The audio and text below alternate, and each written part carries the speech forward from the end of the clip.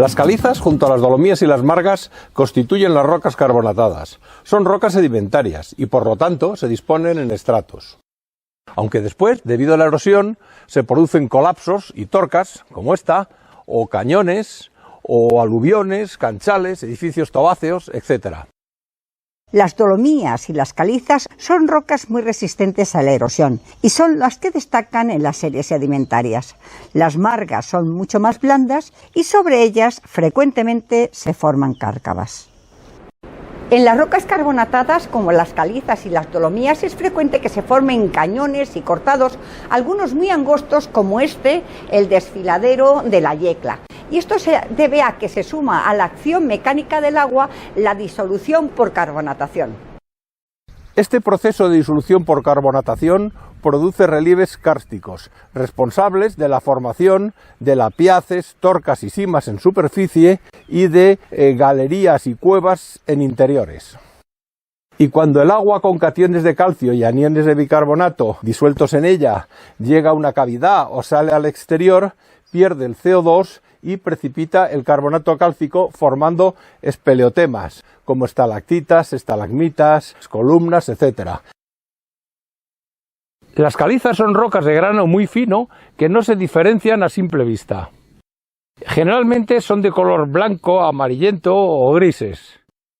Están compuestas principalmente por calcita y en menor proporción aragonito, minerales formados por carbonato cálcico. Aunque las calizas son químicamente muy puras, suelen contener algo de cuarzo, minerales de la arcilla, materia orgánica, sílice, etc. Y es muy frecuente que contengan fósiles. Son rocas blandas que se rayan fácilmente con el martillo, ya que su componente principal es la calcita, que tiene una dureza de 3 en la escala de Mohs. Vamos a fijarnos en esta roca que está muy bien estratificada con estratos de diferente potencia y subhorizontales y que es de color crema, blanco y amarillento. De cerca veo que es una roca compacta y que se raya fácilmente con el martillo. Además, que es suave, no diferencio granos de arena. Es una caliza. Y cuando queremos asegurarnos de que una roca es una caliza, utilizamos ácido clorhídrico. Este es el típico frasco de goteo de clorhídrico que llevamos al campo cuando queremos comprobar la cantidad de carbonato cálcico que hay en una roca o en un sedimento. Echo una gota de clorhídrico y sí, se produce efervescencia, se desprenden burbujas de CO2. Es una caliza. La roca de esta pared, aunque es negra, también es una caliza. Solo sabemos porque cuando la rayamos con el martillo, se ve que es blanda y además deja una raya blanca. Además está absolutamente atravesada por venas de segregación, de recristalización de calcita pura. El color negro de las calizas se debe a que tiene un alto contenido en querógeno, una mezcla de compuestos químicos orgánicos. Las calizas son rocas compactas, ya que sus componentes están fuertemente cohesionados, lo que las hace mecánicamente muy resistentes. Al ser rocas sedimentarias, se disponen en estratos que pueden tener diferentes potencias. Es frecuente ver formaciones calizas que han sido afectadas por movimientos tectónicos, como esta serie que fue fuertemente plegada durante la orogenia alpina, o esta serie miocena suavemente deformada. La mayoría de las calizas son marinas. Se formaron en mares cálidos y poco profundos, como plataformas continentales de regiones tropicales, y en zonas con muy pocos aportes de sedimentos detríticos.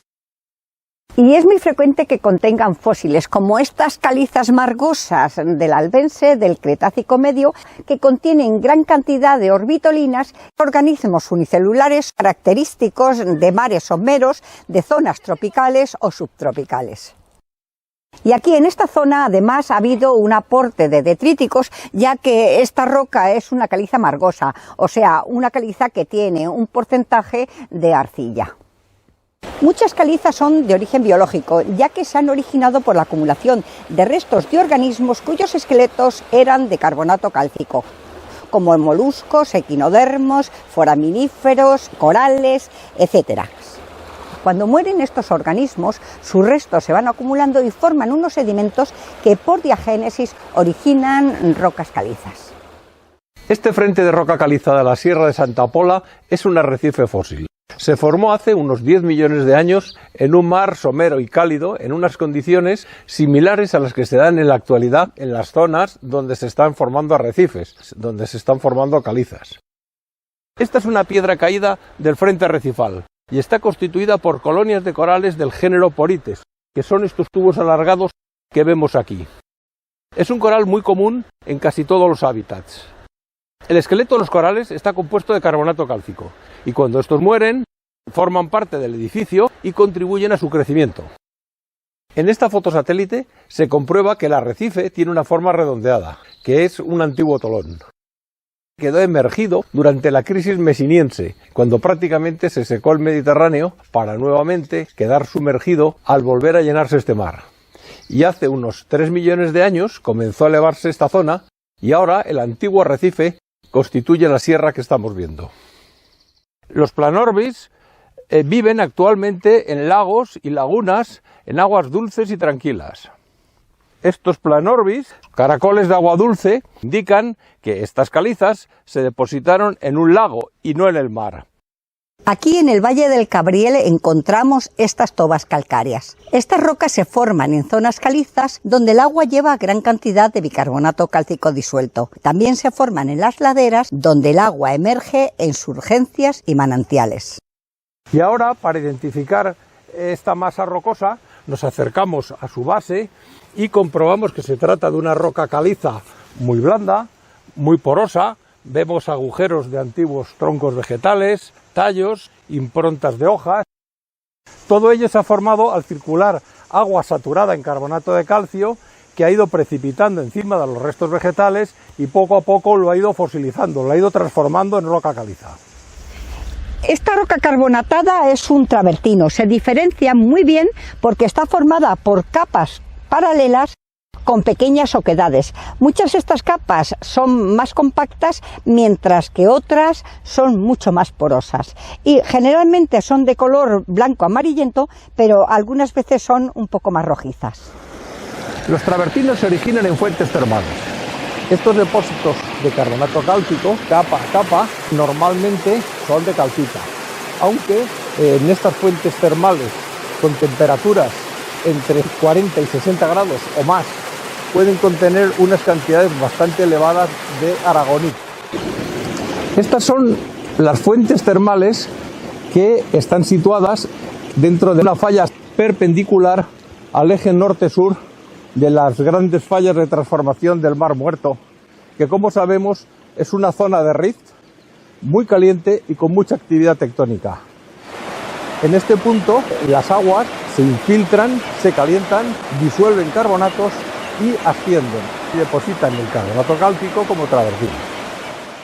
Los travertinos también se forman por compactación y cementación, es decir, por diagénesis de tobas calcáreas, que son unas rocas mucho más porosas y que se forman a partir de aguas a temperatura ambiente, como los que vemos en este frente, que además se diferencian muy bien porque la roca acaba de ser rota para ampliar el camino, y en el que diferenciamos zonas donde todavía quedan oquedades de restos vegetales.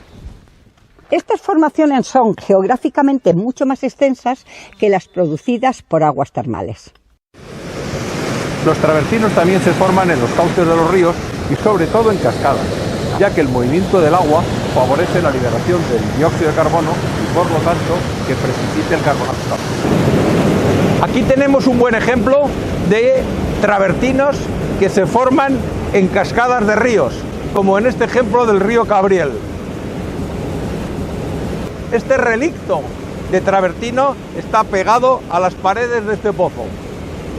Como vemos, capas de travertino sucesivas y diferentes capas de carbonato cálcico adosado a las paredes de este pozo, de esta gubia.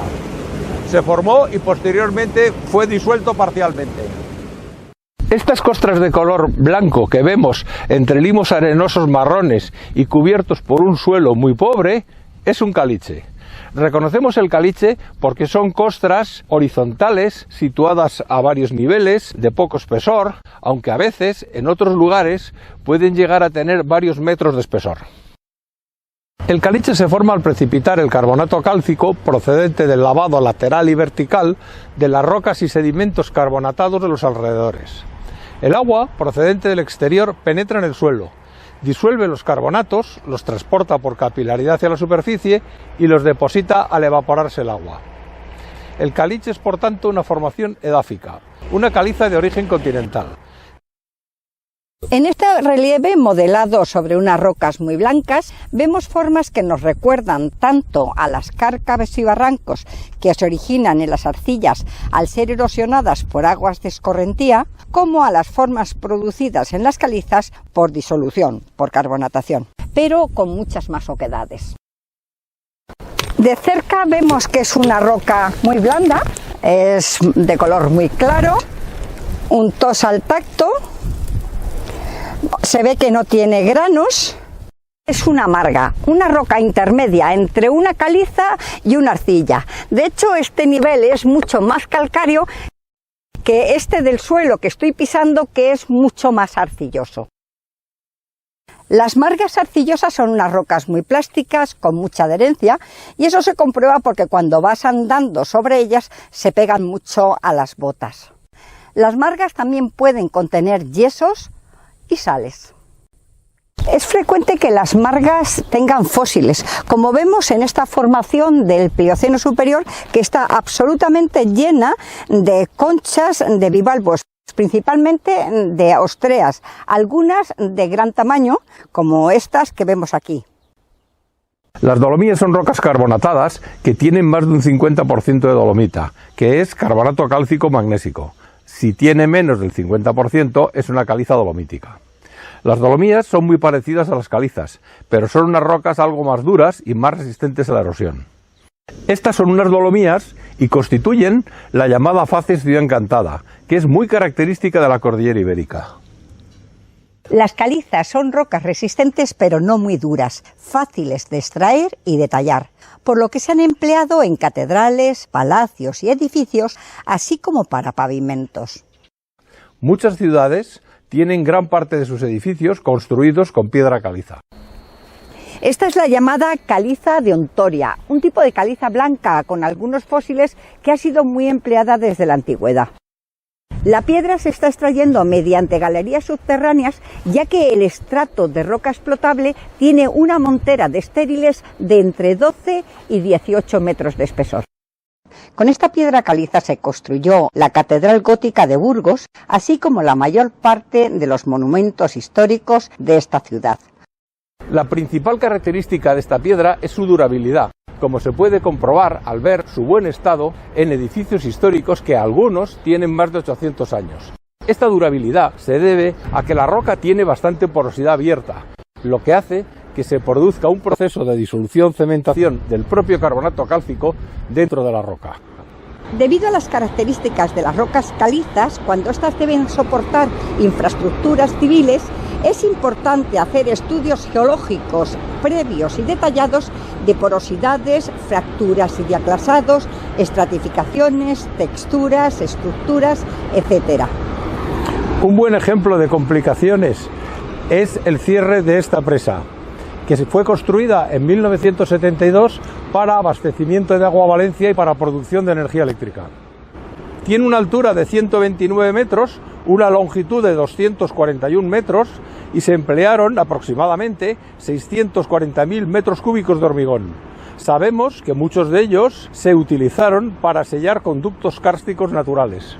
En 1992, un informe geológico oficial del CEDEX detallaba problemas de filtraciones, presiones intersticiales y materiales disgregados, lo que obligó a reconvertir el aliviadero de la presa en un desagüe más bajo para limitar el nivel del agua.